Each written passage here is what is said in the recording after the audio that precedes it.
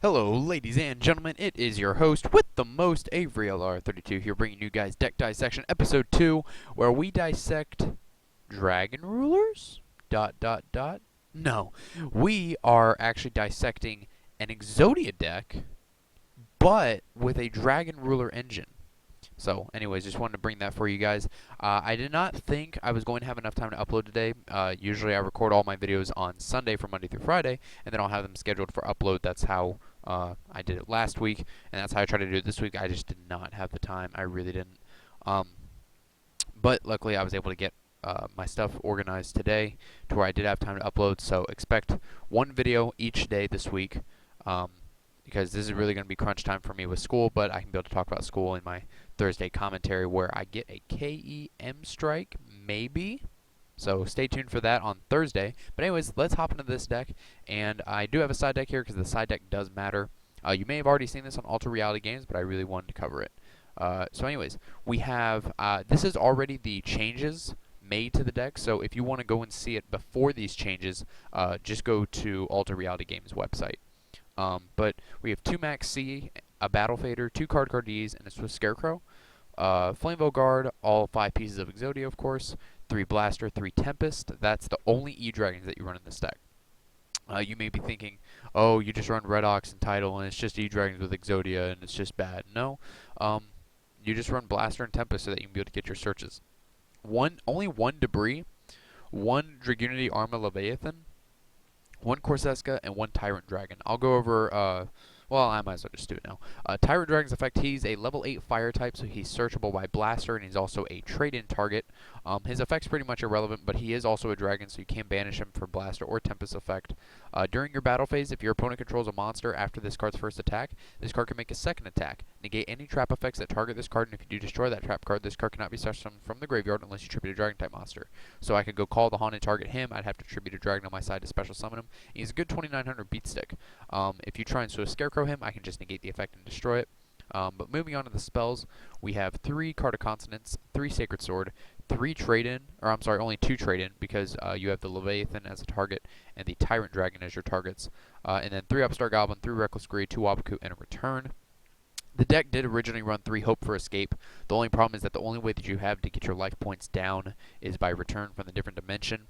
So 3 Hope for Escape proved to not really be all that good, and 3 Upstart Goblin to gain your opponent's life points it's still not enough for you to get a big enough draw off of Hope for Escape, so it just proved to be dead.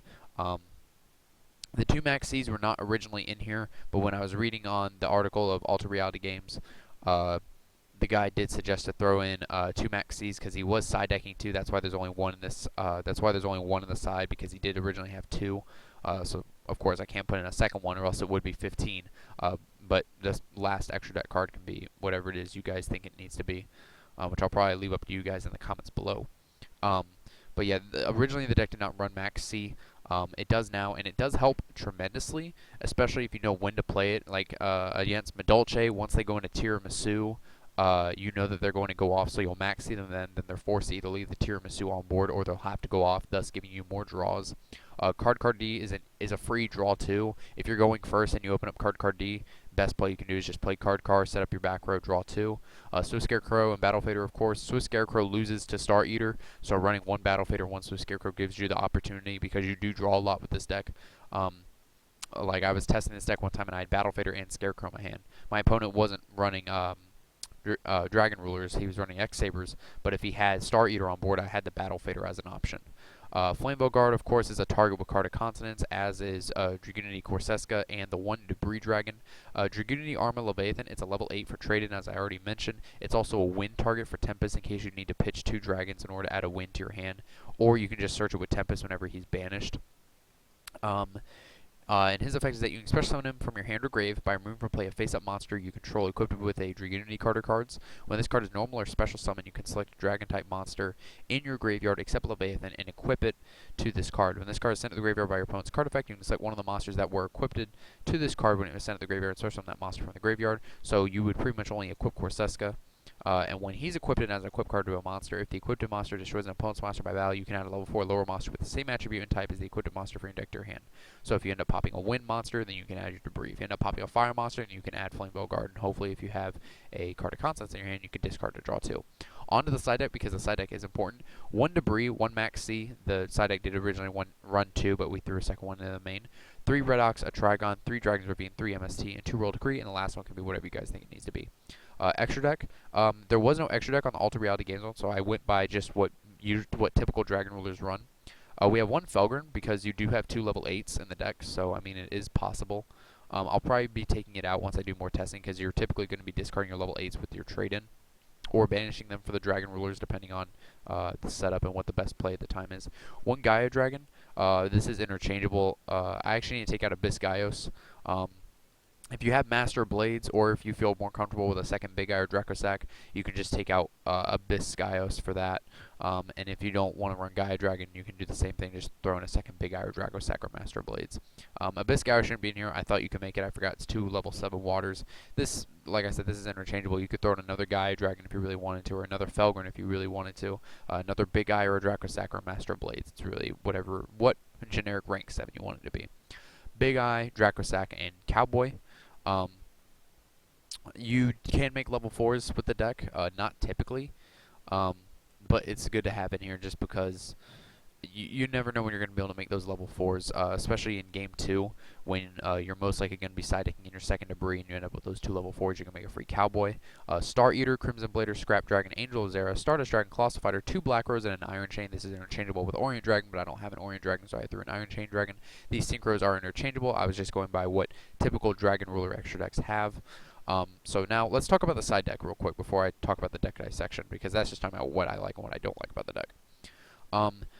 Typically, Game 1, as it was explained in the Alter Reality Games article, really your only win condition, especially against the mirror match, is Exodia. If you can't get Exodia, you're kind of screwed. Game 2, you're most likely going to be going into a just pretty much just a straight up Dragon Ruler deck, typical, triple Ravine, triple MST, Decrees, Trigon, the whole shebang, Game 2. Because you're really not focusing on Exodia as much. And then you have the draw engine, which is a typical draw engine that most Dragon Ruler decks use to draw through your deck and then just herp derp return for game. So that's pretty much that with the side deck. And then if you really want to, if you end up going to a Game 3, maybe throw back in all 5 pieces of Exodia to throw your opponent off, because then they might be thinking, oh, well, Game 3 he's going to side again. Let's see if hopefully he won't side back in the Exodias, or whatever is you feel comfortable doing the most with Game 3. So now on to the actual dissection part. What I like and what I don't like about the deck. I like about the deck, of course, is the draw engine. Like everybody in this game loves to draw. I don't think I did mention the 1/1 Dave piece. It is crucial because it's like a 3rd stall card. Actually, I'm sorry, 2, 3, 4, like a 5th stall card, really. Yes, both you and your opponent draw. Your opponent drawing is irrelevant. You don't really care because you're just getting closer to your win condition, hence, i.e., hence, what the heck am I saying? This being Exodia.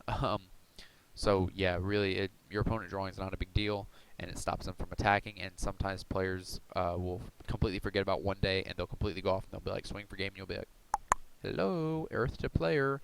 1 day of peace is in the graveyard. Do you not see it at the top of my graveyard pile? That actually has happened before, even with my dad running Chamber, and people have forgotten about 1 day of peace in the past. And God, it was so broken at 3. I kind of wish it would come back to 3 just because it was so good. But anyways, that's besides the point. What I don't like about the deck, I don't like the fact that when I was going against the X-Saber guy, I had 8 cards left in my deck and 4 pieces of Exodia. Like the only thing I was missing was like one of the left arm or something like that. And so that was more Dueling Network's fault because that's all algorithms. Like hell, if you know the algorithms well enough, I could put all 5 pieces of Exodia in certain places in my deck order here, and every single time I would play with the deck, I would draw off all 5 pieces of Exodia. That's just how the algorithms work. So yeah, but I don't like the fact that basically, if you're going against the Dragon Ruler Mirror match, essentially your only win condition is Exodia, because your opponent's going to have more banishing targets. Like, I even found myself playing against the X-Saber guy. I was running low on targets for Blaster and Tempest when I wanted to banish from my graveyard to Exceed. Even though I did have the ability to Exceed, it wasn't the main tactic, you know what I mean? Like, it wasn't your main go-to thing, of course. You know, that's going to be Exodia. You have the ability, yes, but it hurts you more than a typical Dragon Ruler deck would whenever you banish, because you only have a few choices without wasting your other Dragon Rulers. If that makes any sense, like if you have like all three in the grave in each, and you'd want to be careful on how you play them, you're not really gonna have a lot of targets. You're gonna have to banish a Dragon Ruler, and then you're gonna have to banish some other dragon.